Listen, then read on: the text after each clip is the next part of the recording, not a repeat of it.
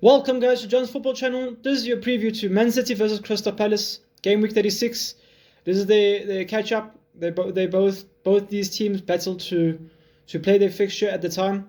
Now it's the time for them to look back at this fixture and actually take part in it and actually see who comes on top. This is a very, very important game for Man City, as we all know, up top with Arsenal fighting for the league title. With Crystal Palace, there's not much in for them. So let's get into it. But before that, let's quickly look at Chelsea's. Guys, I want to ponder, who do you think Chelsea should actually go for this season? We know that there's 5 managers possibly that we could actually go for: Areola, Marco Silva, Felipe Luis, and Glasner, Oliver Glasner.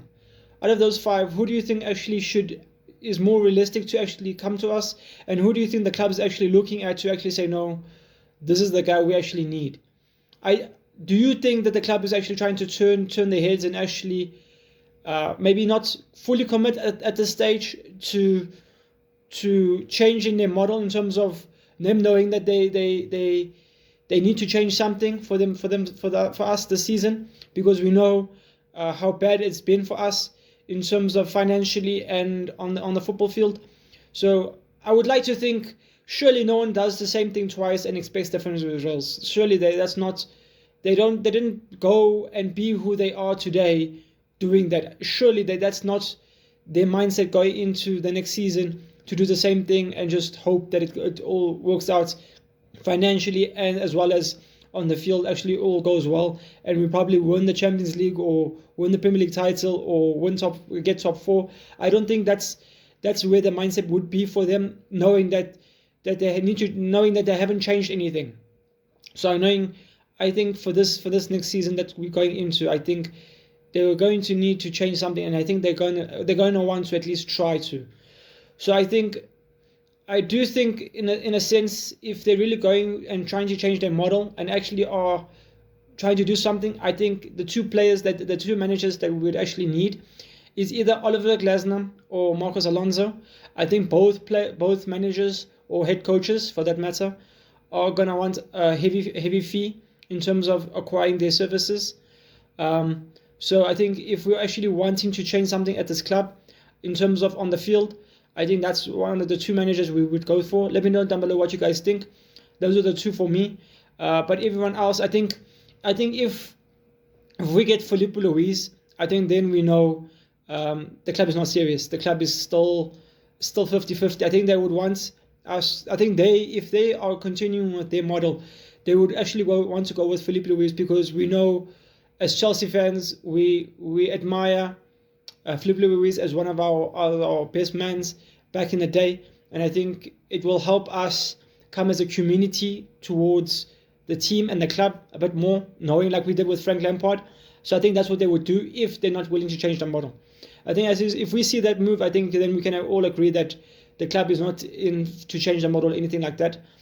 But yet again, it is a question of, if we think about Marco Silva and Areola, I think they'll be probably 3rd and 4th in terms of prices. I think Marco Silva wouldn't be acquiring so much money or asking for that much, as well as Areola as well. But we all know there's a possibility Areola might be going to Crystal Palace. So we'll see about that. But yeah, I think those 2. So I think Xabi Alonso and Oliver Glasner, I think those are both the managers that will be actually charging the most. And rightfully so. I mean, they're the 2 managers that we can actually look at and say, no, these 2 managers can actually change something as this club and actually have a philosophy about them to actually do something and actually create something out of nothing.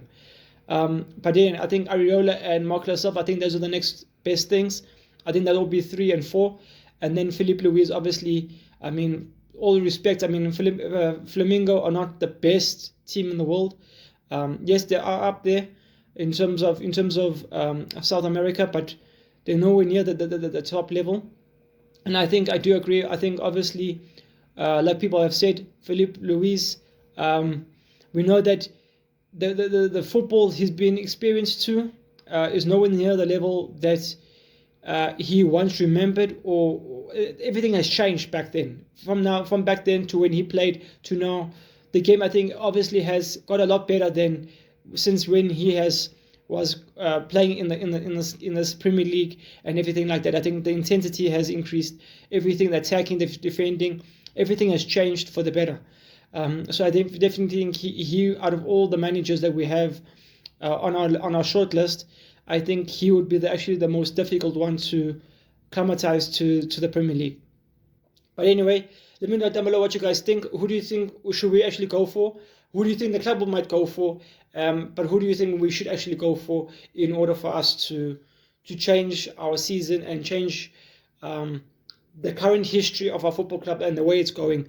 How do we go away from going into Spurs' lane and coming down, going to relegation? How do we flip that, and how do we go towards the title now? How do we change our trajectory for next season? Let me know down below. But anyway, let's get into this Man City and Crystal Palace preview. So if we start up, obviously they're playing at the Etihad. Obviously this is game week 31 for both teams. Stuart Wood is going to be the referee for this game. And then if we look at the Crystal Palace lineup, we have Henderson in goal. They're playing a back three. Richard as the right centre back, Lacroix as the centre back, and then Covered as the left centre back. Then in the midfield, they went Denby as the left wing back, Hughes, Lamar as the CDMs, and then Miz as the right wing back. Then up front ahead of them, they went Pino and then Johnson ahead of them, and then ahead of those two attacking midfielders, they went with Stradford Larson. If we had to look at this team, not hopefully, I think we can all agree that if we had to pick out 3 players, I would say 3 players from this Crystal Palace team that could definitely help Chelsea. I think it would be Henderson. I don't think we can go wrong with Henderson as goalkeeper. And then I wouldn't mind having Hughes in our team for a good price. Hughes I think is a underrated player. I think he's very, very good. Obviously he's also old and everything, very experienced. But I think we can acquire his services. I think it's just a question of how much, and if we're able to afford him, knowing that our football club is the way it is and where it's going, and how much we are owing. And then the third player is Mateta. I think I wouldn't mind Mateta to compete with João Pedro up front and give João Pedro a run for his money, in order for him to push himself to certain limits that he didn't know he had. Because obviously he needs someone to compete with him. Delap is not actually doing anything like that. But I think if I had to say something about this Crystal Palace team, I think there's 3 top players that we can actually steal from them and actually help our team to actually improve. But anyway, this is the Crystal Palace team. They're going to go with the 3-4-2-1. So it is, obviously, knowing we had to analyze this team, it will be more try to catch Man City on the counter-attack. Let them come towards us, basically, and then if we can get a loose ball, we are going to exploit, and we're actually going to counter-attack them. Maybe it's the reason why Mateta is not starting this game, because we know he's not our fastest player, but I suppose it wouldn't be the worst player to actually play with Mateta up front. I don't know if he's injured or he come back from an injury, but clearly he's not in the starting lineup or possible starting lineup. But I think maybe hence why they haven't went with him. But I don't think he would be a bad player to be like a Giroud, be like a Higuain, be like these sort of players where they face away from goal. They're able to bring the midfielders into the game, and I think it wouldn't be the worst player to have in this game in order to progress with the ball against Man City. Then when we look at Man City's starting lineup, they will probably go with Donnarumma in goal, and then the back four with Nunez, Kavashkov, Guehi, and then O'Reilly in the defense, and then ahead of them Bernardo Silva, Rico Gonçalves, and then Semenyo, Cherki, Doku, and Holland. Another also a decent team. I think the way they possibly could go up. I actually really miss Foden in this team. It would be nice to actually see him if he can find a space next to Cherki. They can work together. But I suppose it would make this team a bit more unbalanced in terms of Man City doesn't have an out-and-out CDM that like a Golio Conte, like like these certain midfield or defenders or CDMs that actually are able to control the back line on his own, like a Wijnaldum. I think there isn't anyone in this Man City team that can actually go there alone. Maybe Rodri, I suppose, but I think Rodri is also not the quickest player to have alone on him. So I think they definitely need two CDMs to actually make this team a bit more balanced. So I think hence why Foden is actually sacrificed in the season. And then obviously we all know Doku is very, very on form. I love the last couple of goals he's been scoring for Man City. Very, very good goals. And now it's a question of, can he continue this form going into the last two games of the season? Let me know down below. Do you guys think Doku can do that? Do you think he can start doing this consistently? Yeah, I suppose it wouldn't be a bad thing for their wingers and their midfielders to start scoring a bit more goals and alleviating that pressure of Haaland to actually get all the goals. I suppose Haaland wouldn't mind getting all the goals, but I think you need those other players around you in order to win the title. Those players that can actually help the striker out in terms of goals, not only relying on him. As well as the defense, can the defense rely on themselves without relying on the midfielders and the striker to actually press and to actually come back? Can they actually do it themselves in order to keep clean sheets and to be where they are now, challenging for the title? So now I think there's a question between Arsenal and Man City. Can the two teams score as many goals without leaving their backline exposed to goals and chances against them? And then we know that Man City and Crystal Palace currently they have a couple of injuries, but I don't think the teams are much phased about the injuries. I mean, they have decent teams right now. Decent team. Obviously, Man City is the least amount of pressure on them in terms of their players. I think we all know that Man City has a good squad depth, whereas Crystal Palace might not have as much squad depth compared to Man City. Then we look at the form going into this game. Man City have won 4 out of the last 5 games. They drew 1 against Everton. That's where they actually slept with Arsenal. Arsenal obviously leading the race in terms of the Premier League title. So Man City cannot slip again.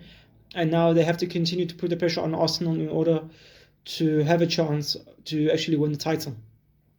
With Crystal Palace, their form is not the best. They have, out of the last 5 games, won 2, lost 2, and drawn 1. The last game they drew to Everton, which is ironic that Man City also drew to them.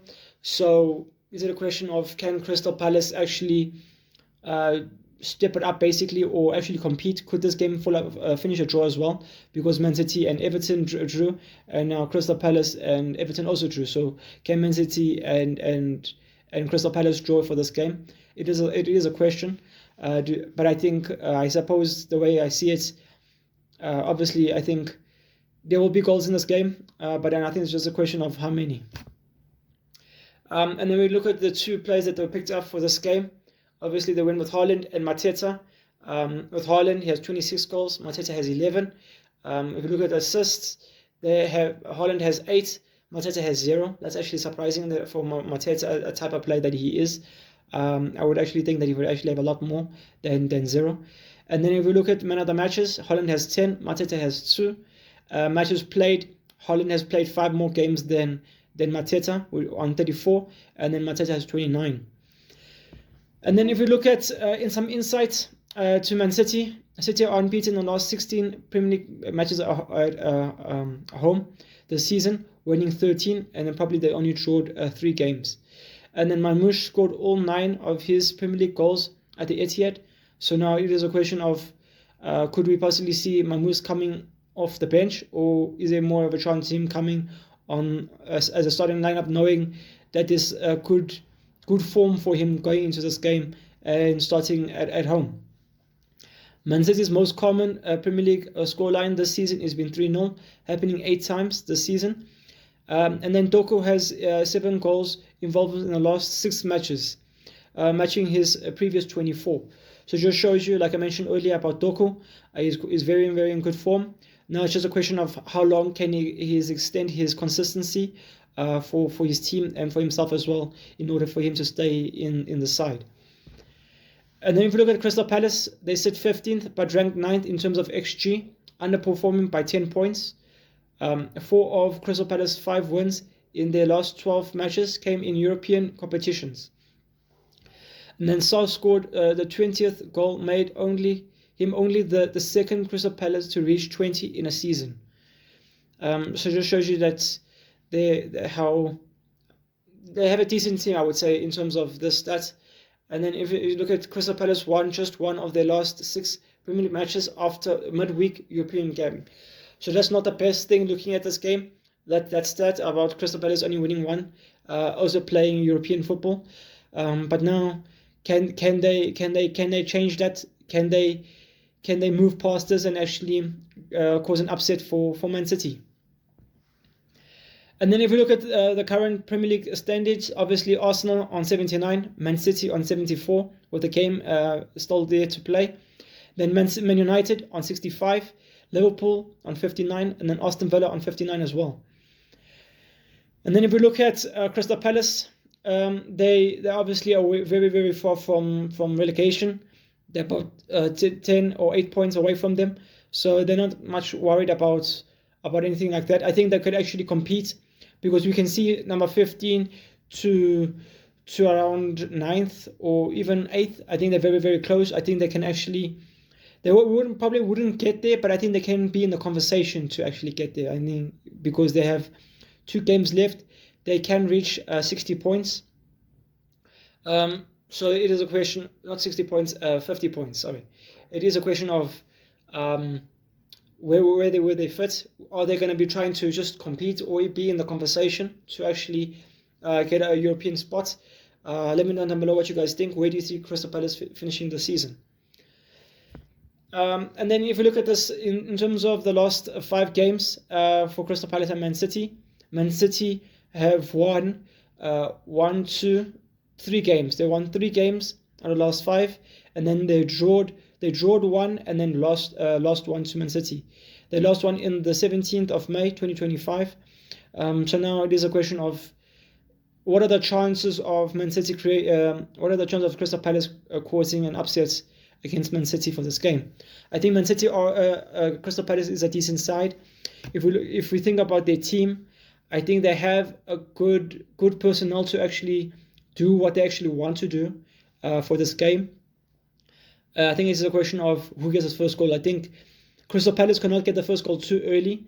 They actually have to stay in the game, stay 0-0 until maybe the 65th minute, I suppose, or 70th minute, and then actually put the pressure on. They can put the pressure on, but I think if they score too early, they will actually be putting too much pressure on themselves to not concede for the rest of the game. So I think Man City will definitely want to score first, but I think Crystal Palace also needs to score as well in order to not cause any to cause an upset for Crystal Palace. Crystal Palace needs to score first to cause an upset for Man City for this game. But I think now it's just a question who scores first. If Man City score first, they know more or less they're fine. But obviously Man City, they know they need to score 2 goals, because one goal is not good enough. We all know this. Crystal Palace have a decent team to actually score 1 in the last minutes of the game and actually get something from this game. So yeah, guys, let me know down below what you guys' score predictions for this game will be. For me, I think this game could finish. I think it depends how open the game is. But I can see it finishing a very comfortable win for Man City, or probably a 2-0. Depending how the game goes. Maybe they score 1 in the first half, and then probably score a second in the second. But I can also see it being quite open with Crystal Palace's shape, and I think they could actually make it a 3-2. And I think they can actually. I don't see if Crystal Palace had to win. I think they would actually probably win 1-0. I think it's just a plain 1-0, but I think the score predictions I can see is either 1-0 for Crystal Palace or 3-2 for Man City. They fight, but Man City end up getting the results. Or I see a chance where they probably draw 1-1. So let me know down below what you guys think for this game. How do you see the game going? What's your score predictions? But the one I'm going to go for this game, I'm going to go with a 3-2. I'm going to go with 3 to Man City and then 2 to Crystal Palace. Let me know down below what you guys think. How do you see this game going? And yeah, peace guys. See you after the game has been done.